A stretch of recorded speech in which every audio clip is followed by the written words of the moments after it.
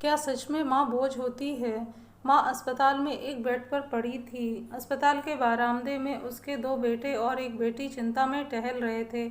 भाई बहन को अपनी माँ की सेहत की चिंता तो थी, लेकिन उससे भी ज़्यादा चिंता इस बात की थी कि अब माँ को अपने साथ कौन रखेगा। जब तक माँ स्वस्थ थी वह इन तीनों से अलग अपने पुराने घर में रहती थी, लेकिन अब ऐसा करना खतरे से खाली नहीं होता, और ऐसा करने से समाज में तीनों बेटे बेटियों का नाम भी खराब होता।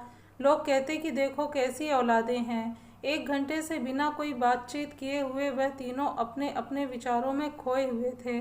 फिर बहन ने चुप्पी तोड़ते हुए अपने बड़े भाई की तरफ देखते हुए कहा, भैया आप बड़े हैं, इसलिए आपका कर्तव्य है कि माँ को ज़रूरत के समय आप रखें और उनकी देखभाल करें।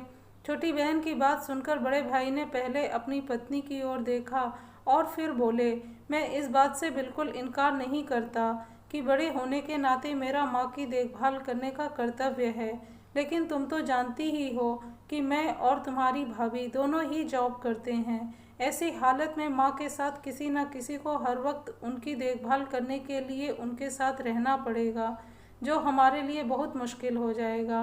बहन तुम तो पूरा दिन घर में ही रहती हो, तुम माँ को अपने साथ क्यों नहीं रखती? सुशील भैया आप तो जानते ही हैं कि मैं माँ से कितना प्यार करती हूँ, लेकिन आप यह भी जानते हैं कि मेरे ससुराल वाले कैसे हैं। मैं यह बिल्कुल बर्दाश्त नहीं कर पाऊँगी कि कोई मेरी माँ को और मेरे भाइयों को भला बुरा कहे। इसलिए अच्छा यही होगा कि माँ को सुनील भाई के यहाँ रखा जाए। बड़े भाई सुशील ने भी छोटे भाई सुनील के यहाँ माँ को रखने के लिए सहमति जताई। आप यह कैसी बातें कर रहे हो? क्या आपने नहीं देखा कि माँ कभी भी मेरे घर 2 दिन से ज़्यादा रही ही नहीं? उसका मेरे यहाँ मन लगता ही नहीं है, फिर कैसे वह इतने दिन मेरे घर रह पाएगी? छोटे भाई ने अपनी असहमति जताते हुए कहा। इससे पहले कि चर्चा का कोई नतीजा निकल पाता, एक नर्स वहाँ दौड़ते हुए आई और कहने लगी, क्या आप ही वार्ड नंबर 5 में भर्ती मरीज के रिश्तेदार हैं? आपको डॉक्टर साहब अंदर बुला रहे हैं। सभी घबरा गए और दौड़ते हुए डॉक्टर के पास पहुँचे। डॉक्टर ने उनसे हाथ जोड़ते हुए कहा, आई एम सॉरी, मैं आपकी माताजी को नहीं बचा पाया।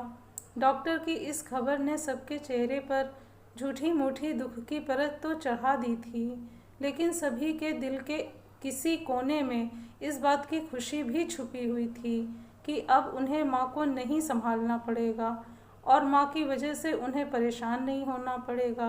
दोस्तों, छोटी सी यह कहानी समाज का सत्य है। यहाँ लोग ऊपर से जो दिखाते हैं वह अंदर से नहीं होते।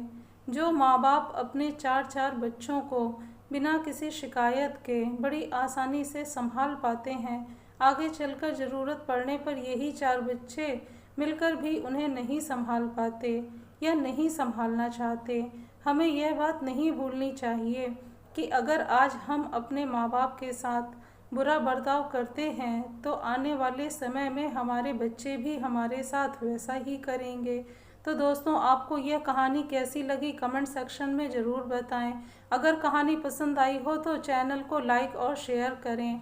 अगर चैनल पर नए हैं तो चैनल को सब्सक्राइब करें। Thank you.